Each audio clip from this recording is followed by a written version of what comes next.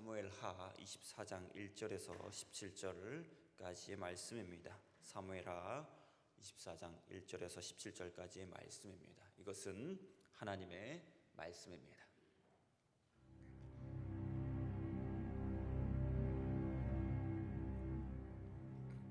여호와께서 다시 이스라엘을 향하여 진노하사 그들을 치시려고 다윗을 격동시키사 가서 이스라엘과 유다의 인구를 조사하라. 이에 왕이 그 곁에 있는 군사령관 요압에게 이르되 너는 이스라엘 모든 지파 가운데로 다니며 이제 단에서부터 브엘세바까지 인구를 조사하여 백성의 수를 내게 보고하라. 이 백성이 얼마든지 왕의 하나님 여호와께서 100배나 더하게 하사 내 주 왕의 눈으로 보게 하시길 원하나이다. 그런데 내 주 왕은 어찌하여 이런 일을 기뻐하시나이까? 왕의 명령이 요압과 군대 사령관들을 재촉한지라. 요압과 사령관들이 이스라엘 인구를 조사하려고 왕 앞에서 물러나 요단을 건너 갓 골짜기 가운데 성읍 아로엘 오른쪽 곧 야셀 맞은 쪽에 이르러 장막을 치고 길르앗에 이르고 닷딤 호시 땅에 이르고 또 다냐 안에 이르러서는 시돈으로 돌아 두로 견고한 성에 이르고 히위 사람과 가나안 사람의 모든 성읍에 이르고 유다 남쪽으로 나와 브엘세바에 이르니라. 그들 무리가 국내를 두루 돌아 9달 20날 만에 예루살렘에 이르러 요압이 백성의 수를 왕께 보고하니 곧 이스라엘에서 칼을 빼는 담대한 자가 80만 명이요 유다 사람이 50만 명이었더라. 다윗이 백성을 조사한 후에 그의 마음에 자책하고 다윗이 여호와께 아뢰되 내가 이 일을 행함으로 큰 죄를 범하였나이다. 여호와여, 이제 간구하옵나니 종의 죄를 사하여 주옵소서. 내가 심히 미련하게 행하였나이다. 다윗이 아침에 일어날 때 여호와의 말씀이 다윗의 선견자 된 선지자 가세게 임하여 이르시되 가서 다윗에게 말하기를 여호와께서 이와 같이 말씀하시기를 내가 네게 세 가지를 보이노니 너를 위하여 너는 그 중에서 하나를 택하라. 내가 그것을 네게 행하리라 하셨다 하라. 하시니 가시 다윗에게 이르러 아뢰어 이르되 왕의 땅에 7년 기근이 있을 것이니까 혹은 왕이 왕의 원수에게 쫓겨 석 달 동안 그들 앞에서 도망하실 것이니까 혹은 왕의 땅에 사흘 동안 전염병이 있을 것이니까 왕은 생각하여 보고 나를 보내신 이에게 무엇을 대답하게 하소서. 다윗이 가세게 이르되 내가 고통 중에 있도다. 청하건대 여호와께서는 긍휼이 크시니 우리가 여호와의 손에 빠지고 내가 사람의 손에 빠지지 아니하기를 원하노라. 이에 여호와께서 그 아침부터 정하신 때까지 전염병을 이스라엘에게 내리시니 단에서부터 브엘세바까지 백성의 죽은 자가 7만 명이라. 천사가 예루살렘을 향하여 그의 손을 들어 멸하려 하더니 여호와께서 이 재앙 내리심을 뉘우치사 백성을 멸하는 천사에게 이르시되 족하다.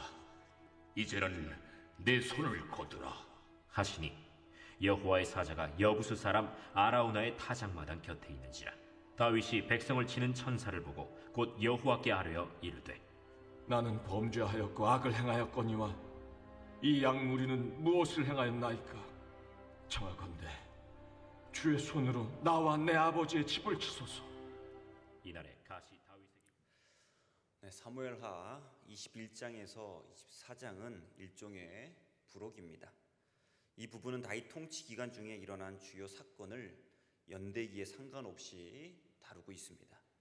21장과 22장은 비교적 다윗의 통치 전반기에 있었던 일에 대한 기록이고 23장과 24장은 비교적 다윗의 통치 후기에 있었던 일에 대한 기록입니다.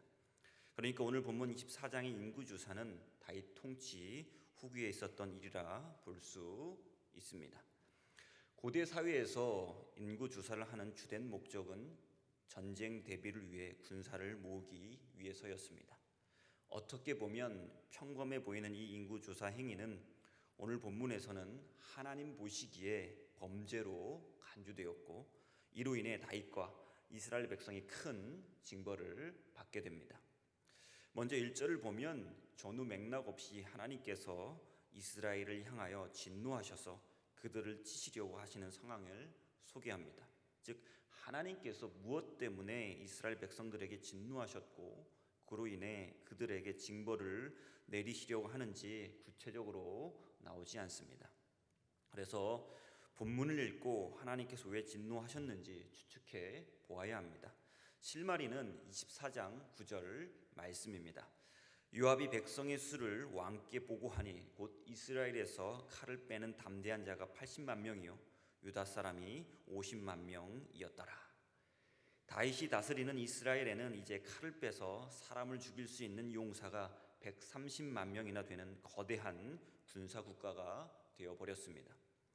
하나님께서는 인구 조사를 통해 다윗과 이스라엘 백성이 지금 누구를 의지하고 있는지를 여실히 보여주고 있는 것입니다. 즉 다윗과 이스라엘 백성의 마음에는 하나님이 아닌 막강한 군사력이 있다는 것입니다. 그 마음에 있는 것이 인구 조사를 통해 구체적으로 드러난 것입니다. 20세기 최고의 신학자인 칼 바르트는 죄의 첫 번째 모양을 교만이라고 밝히고 교만은 다음과 같은 4가지 형태가 있다고 말합니다. 교만의 첫 번째 형태는 하나님은 낮아지시고 인간이 되셨는데 인간은 높아지고 끝내는 하나님과 같이 되려고 하는 것입니다. 이것은 하나님에 대한 반역으로서 창세기 3장에서 나오는 아담과 하와의 타락이 이런 교만의 모습을 잘 드러내주고 있습니다. 교만의 두 번째 형태는 하나님께서는 섬기는 종이 되셨는데 인간은 끊임없이 남을 지배하려는 주인이 되려고 하는 것입니다. 이것은 이웃에게 악을 행하고 형제 살해자 반열에 들어가는 죄입니다. 사무엘하 11장에서 다윗이 밧세바와 간음하고 그것을 숨기기 위해 밧세바의 남편 우리아를 죽인 것이 이런 교만의 모습을 잘 보여주고 있습니다. 교만의 세 번째 형태는 참 심판자이신 예수님은 스스로 심판받는 자가 되셨는데 심판받아야 할 인간은 스스로 심판자가 되려고 하는 것입니다.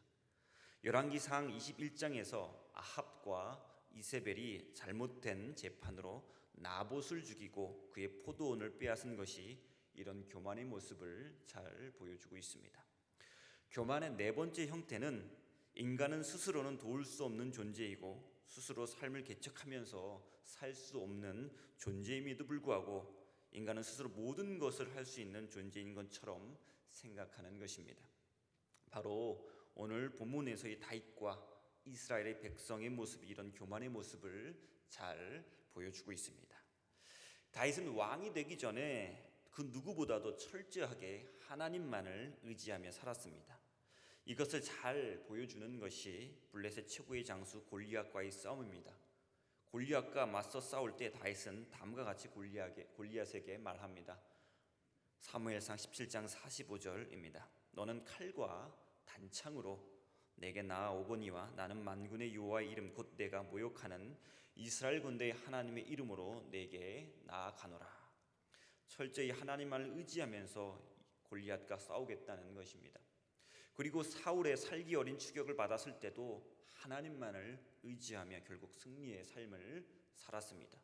이 시절 어떤 자세로 보냈는지 사무엘하 22장 30절과 31절은 잘 보여줍니다. 내가 주를 의뢰하고 적진으로 달리며 내 하나님을 의지하고 성벽을 뛰어넘나이다. 하나님의 도는 완전하고 여호와의 말씀은 진실하니 그는 자기에게 피하는 모든 자에게 방패시로다.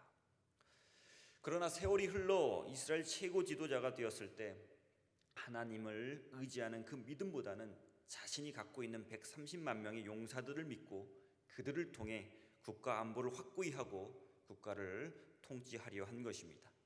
다윗은 스스로 삶을 개척하면서 살 수 없는 존재임에도 불구하고 어느 순간 자기가 보유하고 있는 130만 명의 군인들을 가지고 스스로 모든 것을 할 수 있는 존재인 것처럼 생각한 것입니다. 다윗에게 하나님께서는 구국강병이라는 은혜를 베풀어 주셨습니다. 그런데 문제는 이제 다윗은 하나님 대신에 하나님께서 주신 그 힘 자체를 의지하게 된 것입니다. 오늘 본문의 다윗을 통해 알 수 있는 우리 인간의 실존은 하나님께서 베풀어 주신 은혜와 축복을 어느 순간 하나님보다 더 좋아하고 의지하게 된다는 것입니다. 민수기 21장에 보면 이스라엘 백성들이 광야 생활이 힘들어 하나님과 모세를 향하여 원망합니다. 하나님께서 이런 이스라엘 백성들에게 진노하셔서 불뱀들을 보내어 그들을 심판하십니다. 이때 모세가 중보기도하여 뱀에게 물린 자들이 살 수 있는 방법을 하나님께서 가르쳐 주십니다. 그래서 모세가 놋뱀을 만들어 장대 위에 두었을 때 그것을 본 사람들은 모두 살 수 있었습니다. 하나님의 은혜의 수단이었던 이 놋뱀을 그 이후로 이스라엘 백성들은 우상 숭배하듯 섬겼습니다. 열왕기하 18장에 보면 히스기야가 우상화된 그 놋뱀을 부숴버리고 누수단이라 불렀습니다. 누수단이라는 말은 놋조각이라는 뜻입니다. 모세가 만든 것은 섬겨야 할 신적 존재가 아니라 한낱 놋조각일 뿐이라는 것입니다. 하나님께서 주신 복은 어찌 보면 하나님을 더욱더 의지하고 잘 섬기기 위한 수단입니다. 그런데 문제는 우리는 그것을 이스라엘 백성들이 놋뱀 섬기듯이 섬기고 있다는 겁니다. 다윗이 군사력을 의지하듯 의지하고 있다는 겁니다. 그런 것들은 누수단일 뿐입니다. 여러분에게 놋뱀과 같은 존재는 없습니까? 오늘 본문에 다윗처럼 130만 군사력과 같은 존재는 없습니까? 히스기야가 그랬던 것처럼 그것을 깨부셔야 합니다. 그렇지 않으면 우리는 어느 순간 하나님을 잊어버리게 되고 더 이상 은혜를 받지 못하게 됩니다. 그 누구보다도 하나님을 잘 의지했던 다윗도 어느 순간 하나님보다는 다른 것을 의지할 수 있다는 것도 오늘 본문을 잘 보여줍니다. 우리가 하나님께 의지하려고 분투하지 않으면 사단은 기회를 노려 하나님 외에 다른 것을 의지하고 섬기라고 우리를 유혹합니다. 바라옵기는 사단의 유혹을 뿌리치고 하나님께서 주신 복들을 의지하지 말고 끝까지 하나님만을 의지하며 살아가는 지혜로운 저와 여러분 되시기를 간절히 바랍니다. 10절에서 17절은 인구조사 범죄에 대한 다윗의 회개와 하나님의 징계에 대해 말씀하고 있습니다. 10절 말씀을 다시 읽어보도록 하겠습니다. 다윗이 백성을 조사한 후에 그의 마음에 자책하고 다윗이 여호와께 아뢰되 내가 이 일을 행함으로 큰 죄를 범하였나이다. 여호와여 이제 간구하옵나니 종의 죄를 사하여 주옵소서. 내가 심히 미련하게 행하였나이다 하니라. 다윗은 인구조사 결과 엄청난 규모의 군사력이 자신의 통일 유다 왕국에 있다는 사실을 발견하자 자신이 하나님을 신뢰하기보다는 130만 명의 용사들을 의지하는 교만에 빠졌음을 자각하게 되었습니다. 그래서 그는 하나님 앞에 회개합니다. 그런데 다윗이 회개한 것은 요압에게 인구조사를 명한 이후 그 결과가 보고되기까지 약 10개월이 흐른 후였습니다. 즉 그는 자기 백성들의 인구 통계가 나오고 나서야 그것이 하나님 앞에서 교만의 소치였고 본문에서 고백하고 있는 것처럼 미련한 일이었음을 깨우치게 된 것입니다. 이러한 깨우침은 이미 인구조사라는 범죄를 저지른 후였기에 때늦은 감도 없지 않지만 그래도 실로 다행한 일이라 할 수 있습니다. 자기가 잘못한 행위가 엄연히 눈에 보이는데도 그것이 잘못인지도 모르고 떳떳하게 살아가는 사람들이 얼마나 많습니까? 사실 사람이 자기의 죄를 스스로 깨닫는 것은 매우 어려운 일입니다. 우리 인간은 다른 사람들의 허물과 죄는 잘 보지만 자기의 허물은 잘못이 아닌 실수로 여겨버리거나 부득이했던 일로 돌려버리는 경향이 강합니다. 더욱이 시간이 꽤 지난 것을 생각해내고 그것이 잘못된 행동이었다고 인정하기는 더더욱 쉽지 않습니다. 왜냐하면 대부분의 사람들은 지난 일은 그냥 흘려버리는 것이 마땅하다고 생각하기 때문입니다. 하지만 본문의 다윗은 10여 개월이 지난 후에라도 그것이 잘못된 일이라는 사실을 깨닫고 하나님 앞에 회개하고 있습니다. 이런 측면에서 다윗은 죄에 민감하고 양심이 살아있는 자였음을 알 수 있습니다. 그런데 여기서 중요한 것은 하나님께서 다윗이 자기 잘못을 깨닫게 하는 은혜를 허락하셨다는 겁니다. 즉 다윗이 자신의 죄를 깨닫고 회개할 수 있었던 것은 성령께서 다윗의 완악해진 마음을 녹이셨기 때문입니다. 이런 의미에서 죄에 대한 깨달음도 하나님의 은혜입니다. 그래서 죄를 깨달았을 때 하나님의 은혜가 아직도 우리에게 흐르고 있다는 것을 알 수 있는 계기도 됩니다. 물론 죄를 짓지 않고 하나님의 은혜가 우리를 감싸고 있다는 것이 중요하지만 하나님께서는 죄를 통해서도 당신의 은혜가 우리를 감싸고 있다는 것을 드러내 주십니다. 그래서 하나님께서 복을 주시는 것도 은혜고 죄를 깨닫게 하는 것도 은혜입니다. 모든 것이 다 하나님의 은혜입니다. 사랑하는 성도 여러분, 혹시 오랜 시간이 지난 일이라 할지라도 무언가 잘못된 일이 기억나게 된다면 성령께서 깨닫게 하사 나를, 우리 자신을 바로 잡아주시는 것임을 알고 즉시 회개하시는 지혜로운 분들 되시기를 바랍니다.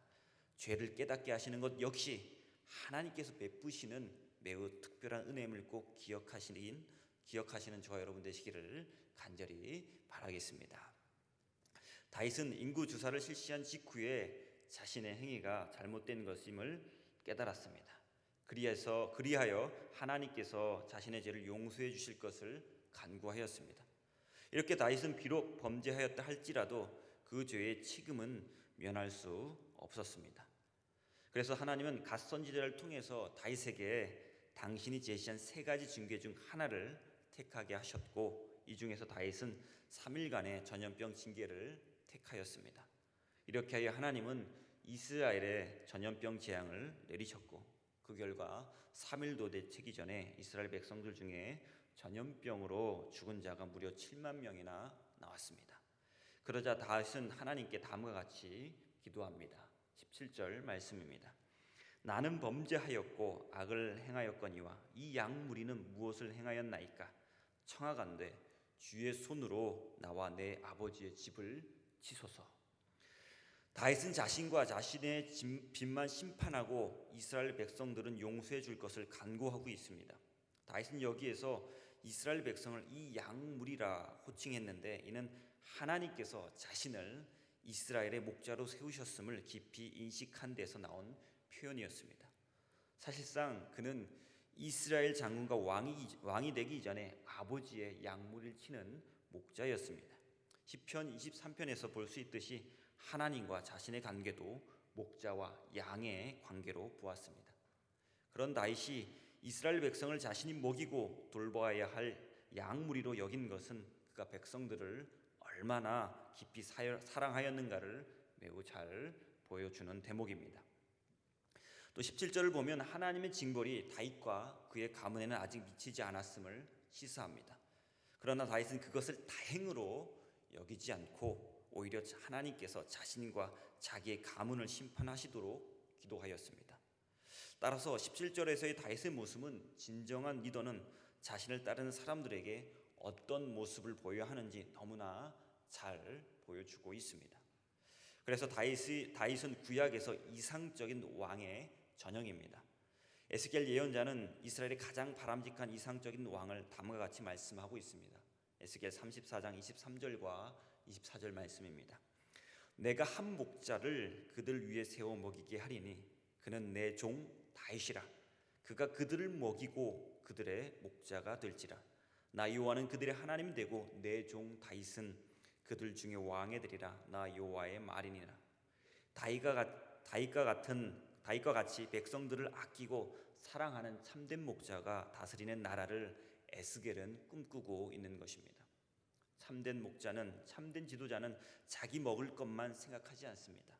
자기가 받는 고통만 생각하지 않습니다. 하나님께서 맡기신 자신의 백성들의 먹을 것과 고통을 먼저 생각합니다. 가만히 우리 사회를 돌아보면 다윗과 같은 리더가 참 부족한 것 같습니다.